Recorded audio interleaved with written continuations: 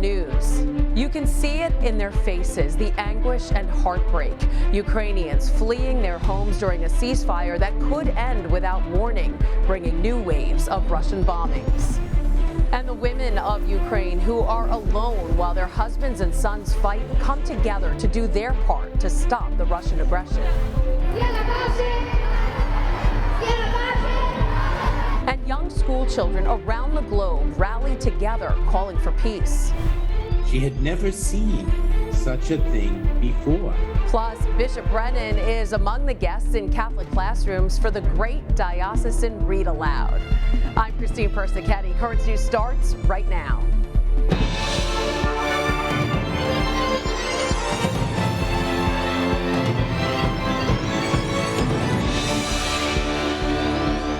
Russian airstrikes devastate a maternity hospital in Ukraine, burying women and children in the debris.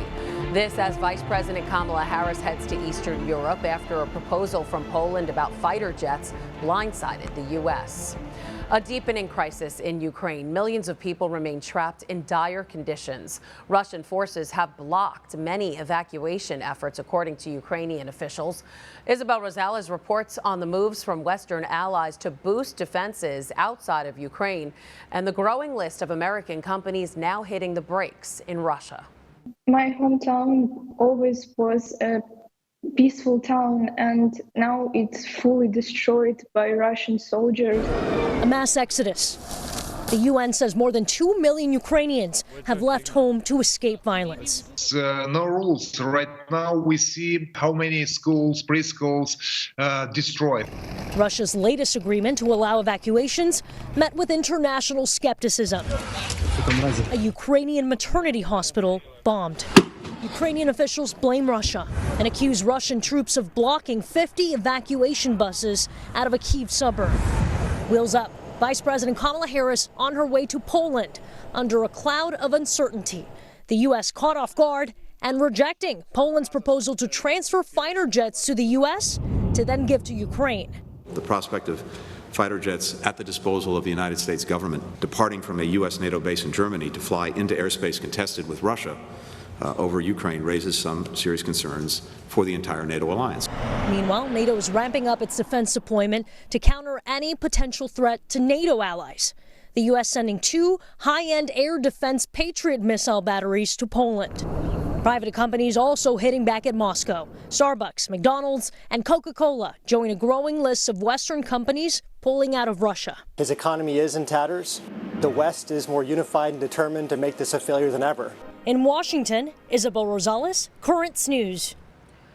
Some of the refugees making their way out of the country or choosing to stay are fleeing to Lviv, a relatively safe city in the western part of the country. The city is overflowing right now with more than 200,000 extra people. The city's mayor is pleading for outside help. Michael Holmes has more. In one of the best-known theatres in Ukraine's cultural capital, Lviv, no audience to be entertained, rather families seeking shelter from war. We never imagined we would end up living in a theatre, Evgeny tells us. We never imagined leaving our home and fleeing our city. Tamila says she fled Kyiv 2 days ago to get her kids out of danger, leaving her mother and husband behind. Now she contemplates what's to come. We lived happy, and we have plans for future, for vacations, for our babies, for studying of our babies, and it was a happy future. Throughout the Russian invasion of Ukraine, Lviv has been nervous but otherwise an oasis of relative quiet. And that's made this city a destination for those running from where the shells are falling. Most of them are moving on to the border, but more than 200,000 have decided to stay here. Lviv welcoming them, looking after them. But now the city's mayor says Lviv is full and we need help. This has put a lot of pressure on us and the infrastructure of Lviv. I would like to address international organizations asking for support. We need you now and we need you here. Andriy Sadavoy is pleading for tents, food, medical supplies. He says more than 400 cultural and educational facilities are being used to house the displaced. Here, a school, a place of learning in normal times, now a place of refuge for families not knowing their next move, other than it won't be going home. It is difficult to imagine how this craziness began. For the sake of what? For what reason are they killing people? What have we done to deserve this? Lviv, an historic city in need of help. The impact of this war being felt well away from the front lines. Again, that was Michael Holmes reporting. Coming up on Currents News, we sit down with a nun who is choosing to stay in Lviv despite the danger that could soon occur. She says God has called her to remain in Ukraine and welcome the stranger. That's still to come on Currents News. Now to those safe corridors. Many refugees are refusing to use them. The evacuation routes lead mostly to Russia or to its ally, Belarus. And the Russians don't seem to be keeping their promises, pounding cities with rockets even after the announcement of corridors. And it's not the first time. Similar Russian tactics were common during the Syrian war. Refugees there were told they could leave safely, and then they were funneled into areas controlled by Assad's forces. In the meantime, the Ukrainian president is thanking the United States for banning Russian oil, natural gas, and coal imports. Volodymyr Zelensky is encouraging other countries to follow suit, saying it will, quote, strike the heart of Putin's war machine. Unfortunately, that is having repercussions in the United States. Gas prices continue to rise. According to GasBuddy.com, the national average cost of a gallon is at $4.30. That's up 60 cents from this time last week when the average was at $3.70. And it's worse off in New York City, where a gallon is now averaging at around $4.47, an average the city hasn't seen in over 10 years.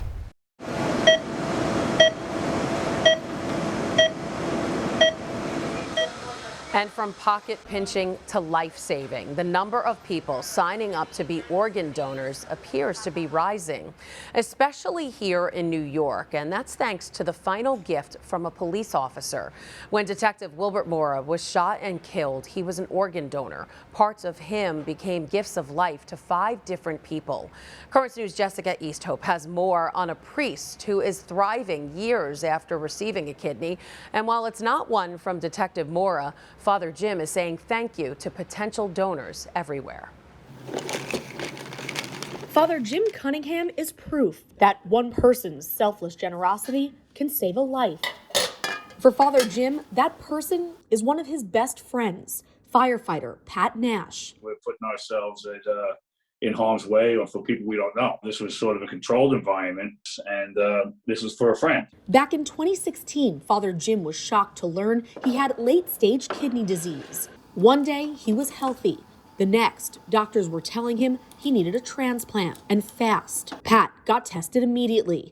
I wasn't hesitant. I just felt like it was a no-brainer. He just never looked back, and I think gave great example to other people of how important it is to be a living donor. 6 years later, both men are thriving, and so are organ donations. Following the recent deaths of police officer Wilbert Mora and firefighter Jesse Gerhard, both of whom were organ donors with Live On New York, the organization is seeing a spike in calls and registrations. Speaking of Officer Mora, CEO Leonard Achan said, quote, his and his family's heroic actions have inspired a movement across the New York community to embrace the gift of life and say yes to saving the lives of those in need. And New York is in desperate need of a movement like this one. Right now, there are more than 8,000 New Yorkers on the waiting list for organs. Nationally, patients wait for life-saving organs for 1 to 2 years. In New York, they wait 3 to 5 years. Now, the two are raising awareness together. Pat as a living donor with no regrets, and Father Jim as a recipient who was given a second chance. As far as the kidney goes, you know, you got 2, so you only need 1. Why did God send his son into the world? To save us, and how we're called to save each other. I wish there were more people like Pat Nash in the world. Just like the doctors said 6 years ago, for 2 people who are not related, they're an unusually good match. In Belle Harbor, Jessica Easthope, Currents News. If you want to register to become an organ, eye, or tissue donor, please visit liveonny.org. Remember, your neighbors, New Yorkers, make up 10% of the national organ transplant waiting list. There's a lot more news headed your way. They stayed behind to support their husbands and sons fighting the Russian invasion. We'll hear from the wives and mothers doing their part to save their country.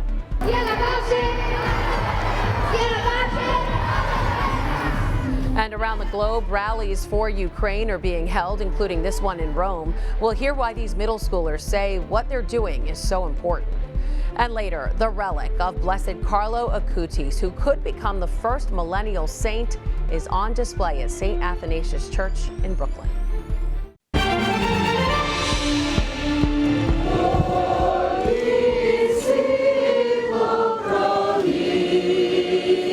They were on a peaceful pilgrimage to Ukraine when it turned into an invasion. And now an order of nuns is choosing to stay in that war zone with a new mission, not to find peace for themselves, but to welcome the refugees. Sister Anna Andrusev from the Order of St. Basil the Great joins us now. Sister, thanks for being here.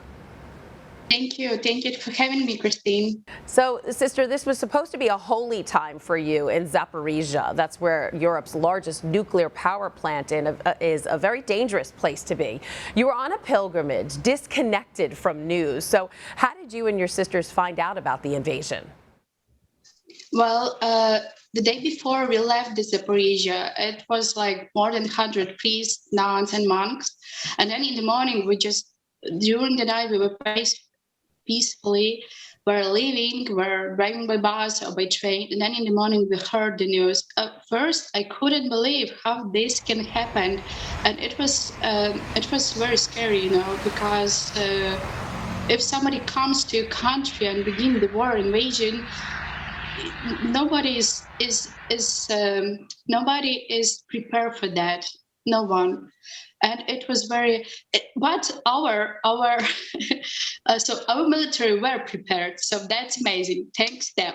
Yes, absolutely. And you were on one of the last buses out. We've seen the footage of Zaporizhia's train station. Let's actually see it again. Thousands upon thousands trying to get on any train, families separated. How does this make you feel watching this happen? All of us nuns and even Ukrainian people, women, we are feeling pain, a lot of pain, because it's our nation, it's our Ukrainian people, and we have this pain for each other, but we also have hope.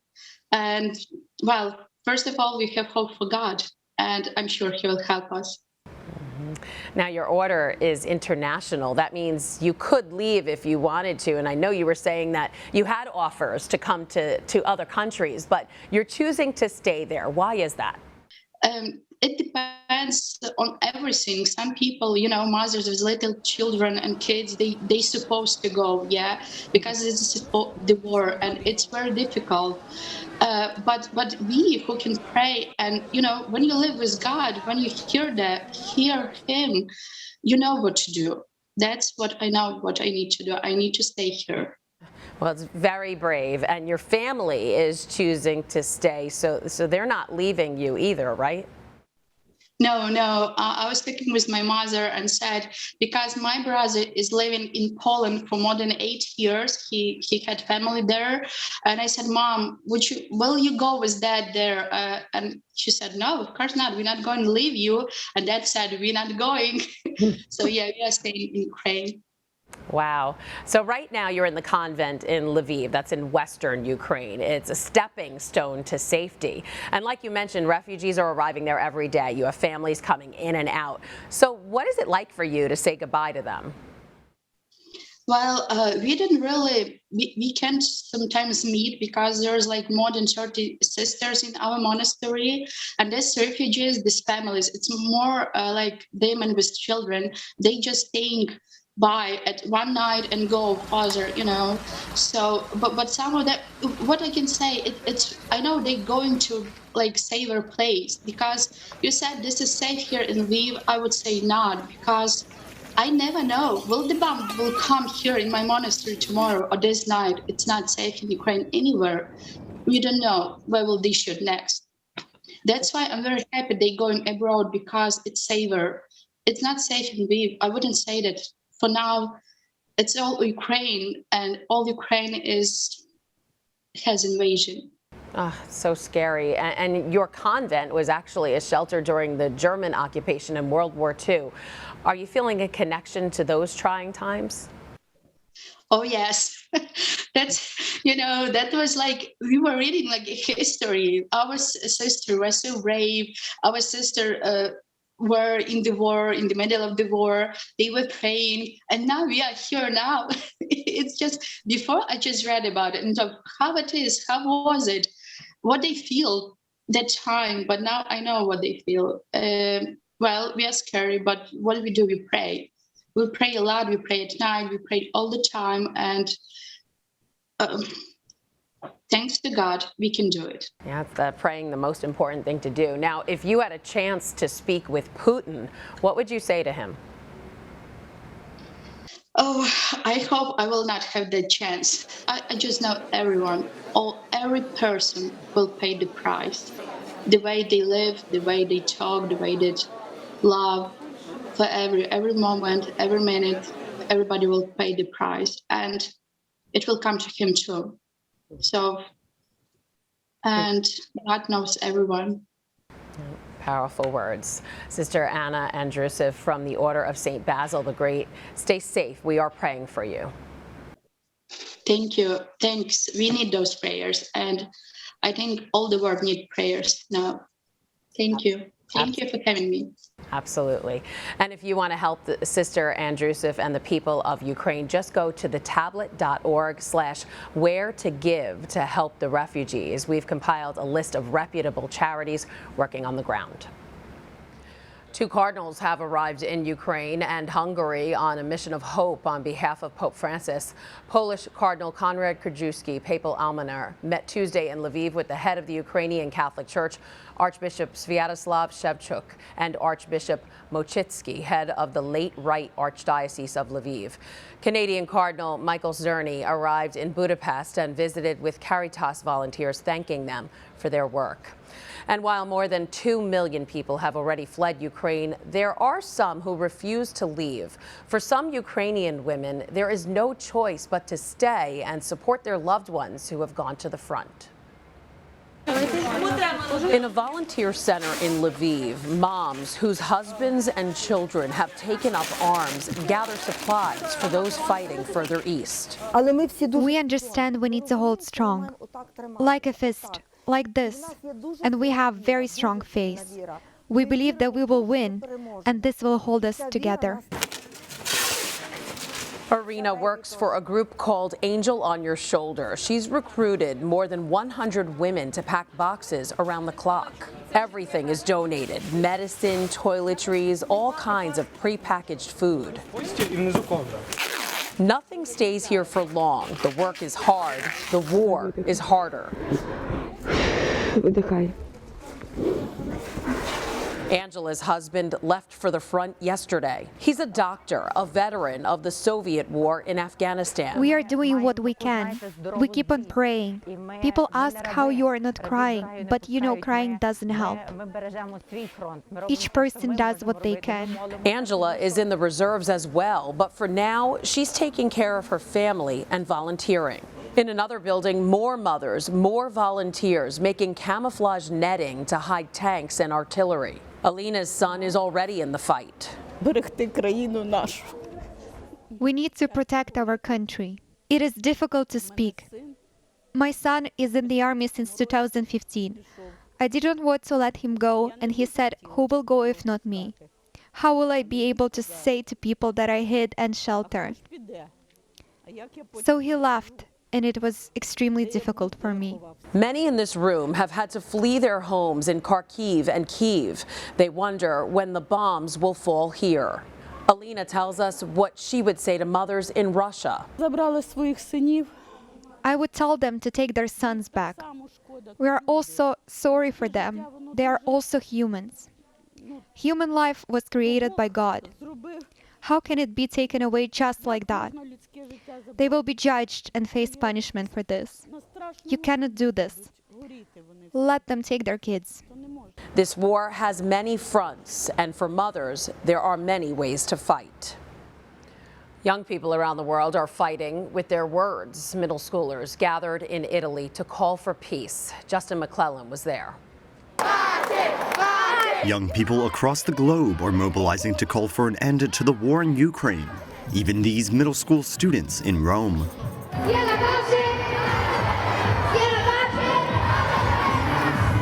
The school children gathered on Rome's Capitoline Hill to call for peace in a rally organized by the community of Sant'Egidio.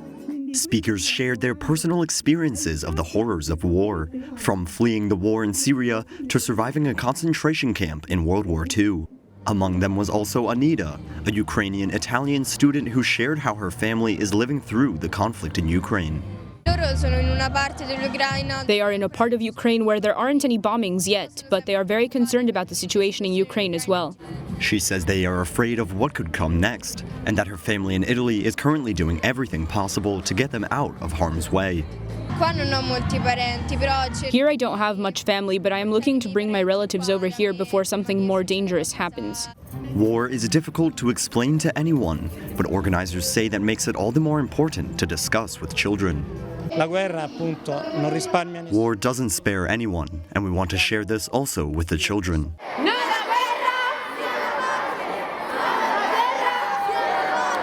From the Piazza del Campidoglio, the students then traveled down the stairs to form a flash mob in one of Rome's most iconic locations, to shout no to war and yes to peace. Again, that was Justin McClellan reporting. Tens of thousands of people have been demonstrating in cities across the world, including New York, Vancouver, and Paris, calling for an end to this war. Still to come on Currents News. As she cradled her babe at the open door, her eyes widened with wonder. Bishop Brennan was just one of the many guest readers at Catholic schools Wednesday for the annual Great Diocesan Read Aloud, sharing their love for reading with students. Plus, the faithful from across the diocese are visiting St. Athanasius Church to see the relic of Blessed Carlo Acutis, who could become the first millennial saint. It's story time in the Diocese of Brooklyn. This week is the Great Diocesan Read Aloud, and classrooms across the diocese welcomed some very special visitors. She had never seen such a thing before. That's Brooklyn Bishop Robert Brennan reading the book The Blackbird's Nest to first graders at Our Lady of Perpetual Help Catholic Academy in Ozone Park. Bishop Brennan taking part in this special week, which is meant to inspire children to enhance their love of reading. He even has a special connection to the book he read. He's visited the monastery that's mentioned in it. People go there to pray, and they all pray and they ask God, help me always to change my heart. Yeah. Isn't that something we all need to do sometimes? Yes. Yeah.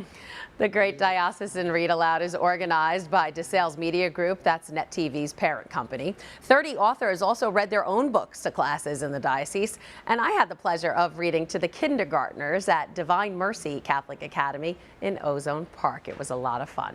And from virtual readers to venerating relics, the faithful gathering all day Wednesday at St. Athanasius Church in Brooklyn to see the relic of Blessed Carlo Acutis. Carlo could become the first millennial saint after being beatified in 2020. He died from leukemia at the age of 15. The Italian teen spent his short life telling the story of Eucharistic miracles through a website he created for fun. And that is Currents News. I'm Christine Persichetti. Thank you for joining us because we are putting your faith in the news. Hope to see you again next time.